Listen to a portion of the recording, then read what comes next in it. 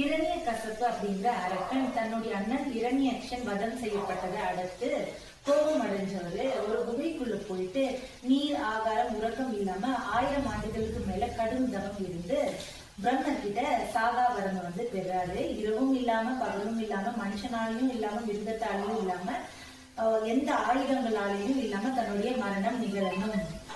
சாகா வரம் வாங்குறதுனால அவர் வந்து எல்லாரையும் வந்து ரொம்ப கொடுமை பண்ண ஆரம்பிக்கிறாரு.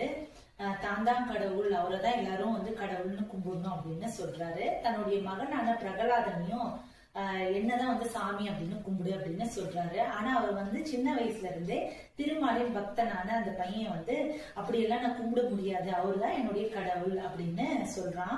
தன்னை அவமானப்படுத்திட்டு தான் நினைக்கிற இரணிய கசப்பு அந்த பையனை வந்து சாகடிக்கிறதுக்கு பல வழிகள்ல வந்து முயற்சி பண்றாரு. ஆனா திருமாலுடைய அருளால அந்த பையனுக்கு ஒன்னும் ஆகிறது இல்லை. கடைசியில வந்து தன்னுடைய பையனை நெருப்புல போட்டு சாகடிக்க முடிவு பண்றாரு அந்த அரக்கன்.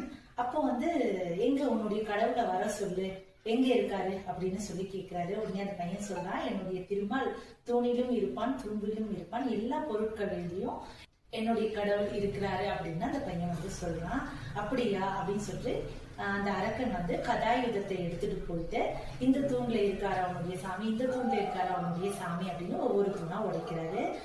அப்போ ஒரு தூணுக்குள்ள இருந்து மனித உடலும் சிங்க முகத்தோட திருமால் வந்து சிம்ம அவதாரத்துல வெளியே வராரு. வந்து அரக்கனை வந்து தன்னுடைய கால்கள் மேல வச்சு தன்னுடைய கைகள்ல இருக்கக்கூடிய நகத்தையே ஆயுதமா பயன்படுத்தி அவருடைய வயிறை கிழிச்சு வதம் செய்யறாரு. தன்னுடைய பக்தனை காப்பாத்துறதுக்காக திருமால் எடுக்கக்கூடிய அவதாரம் தான் சிம்ம அவதாரம்.